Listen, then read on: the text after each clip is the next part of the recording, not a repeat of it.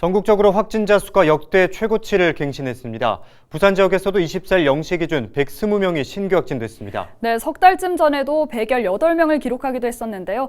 특히 요즘에는 돌파 감염 추정 사례가 대다수를 차지하고 있어서 더 많이 걱정이 됩니다. 네, 물론 단계적 일상 회복이 시행된 이후 어느 정도 예상은 했지만 생각보다 확산 속도가 더 빠른 것 같더라고요. 네, 그러니까요. 집단 감염도 목욕장, 어린이집, 병원 등 다양한 시설에서 산발적으로 발생하고 있는데요. 이럴 때일수록 방역 수칙 꼭 지키셔야 합니다. 차선영 기자가 보도합니다.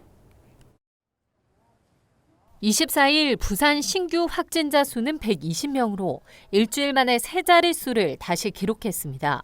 특히 학생 확진자가 다수 나와 우려가 커지고 있습니다. 이날 교습소와 기존 확진자의 접촉으로 인해 초등학생 6명, 중학생 3명 등 학생 확진자가 9명 발생하는 등 단계적 일상 회복 시행 이후 부산 지역 학교에서 집단 감염 사례가 잇따르고 있습니다.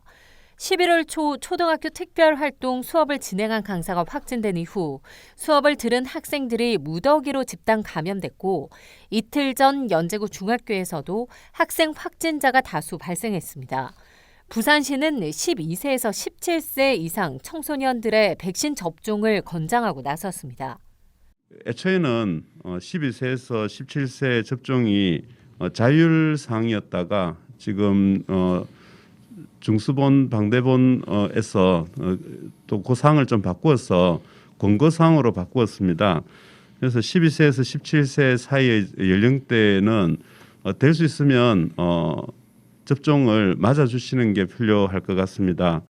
현재 12세에서 17세 접종률은 1차 접종률 37.3%, 2차 접종 16.1%로 저조한 수준입니다. 접종 완료자에 대한 추가 접종률은 3.3%로 역시 속도가 나지 않고 있습니다. 사람들이 조금만 더 거리 두기를 열심히 해줬으면 좋겠어요.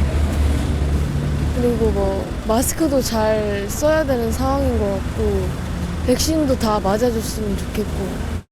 학생과 추가 접종 대상자에 대한 백신 접종률이 낮은 상황 속에 이날 신규 집단 감염 사례는 6건에 달합니다. 목욕장과 어린이집, 교습소, 병원 등 다양한 시설에서 산발적으로 발생했습니다.